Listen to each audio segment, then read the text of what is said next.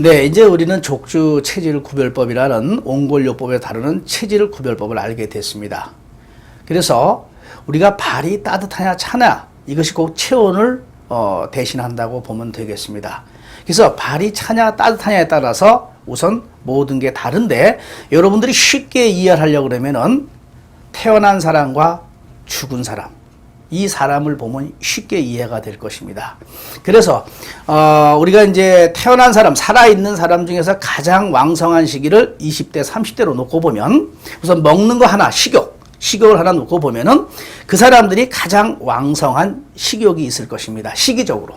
그러나 죽은 사람한테 뭘 먹으라고 마시라고 갖다 주면 아무도 먹지 않을 것입니다. 이때 여러분이 생각해야 되는 것도 생로병사는 점점 몸이 차가워진다는 것을 이해하면 됩니다. 그럼 바로 위에 죽은 사람 바로 위에 있는 사람이 나이가 많으신 할아버지 할머니들입니다. 이분들이 누가 봐도 20대보다 식욕이 떨어진다는 것입니다. 그런데 그 할아버지 할머니가 느끼는 것만큼 추위 타고 발이 찬 것을 20대 젊은이들한테 갖다 놓고 보면 20대 젊은이들도 식욕이 없다는 것입니다. 자, 인간이 태어나자마자 가장 인간에게 소중한 것이 둘이 있다면 그건 식욕과 성욕입니다. 성욕도 20대 때 가장 왕성한 활동력을 갖고 있지만 죽은 사람은 성생활을 하지 않습니다. 바로 죽기 일보 직전인 연세가 많으신 분들, 병고에 시달리는 사람들 보면은 그 사람들은 성생활을 하지 않습니다. 그럼 그 사람들의 공통점이 무엇이냐? 추위에 약하고 발이 차다는 겁니다. 그분들이 추위에 약하고 발이 찬 것만큼 20대 젊은이에게 그런 사람들을 보면 그 사람들도 성욕이 없다는 것을 쉽게 강의를 듣는 사람, 인터뷰를 듣는 사람들은 전부 알게 될 것입니다. 이래서 식욕과 성욕, 즉 가장 왕성한 20대 때와 죽은 사람을 놓고 보면 여러분들은 쉽게 이해할 수가 있는 것입니다. 그리고 한 가지 또 이제 걸리는 병이 전부 다르냐? 이 걸리는 병이 다른 걸 설명하기 전에 가장 20대 우리의 왕성한 활력을 볼 것입니다.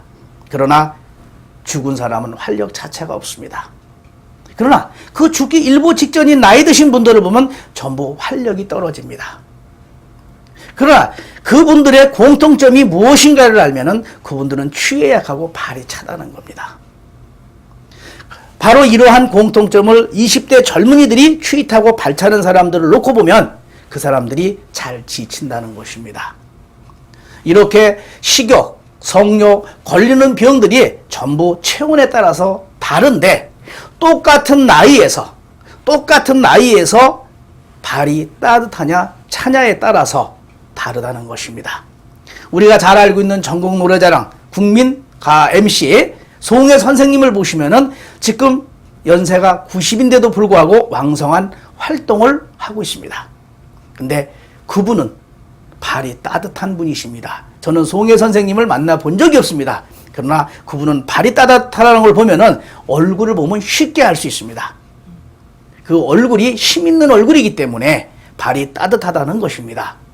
그래서 각자 같은 연령대에서도 발이 차냐 따뜻하냐 선천적으로 타고난 거에 따라서 다르다는 것입니다. 이때 60세까지를 우리는 바로 선천적으로 타고난 거에 설명을 하고 60세가 넘으면은 이제 후천적으로 망가지는 것을 여러분들이 이해하시면 되고, 또 여기서 한 가지 뭐냐면 어렸을 때 특이하게 1%가 바로 동상에 걸렸다든가 특별한 생활 속에서 발이 차가운 사람은 본인이 어렸을 때부터 발이 차다고 기억할 것입니다. 이거는 예외입니다.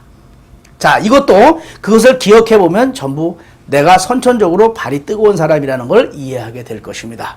이때 이제 체질을 알면 건강이 보인다 해서 단순히 발을 따뜻하게 하라, 몸을 따뜻하게 하라가 아니라 바로 차가워져가는 뼛속을 따뜻하게 하면 체온이 상승하고 그 체온이 올라갈 때 여러분의 건강은 점점 좋아질 것입니다.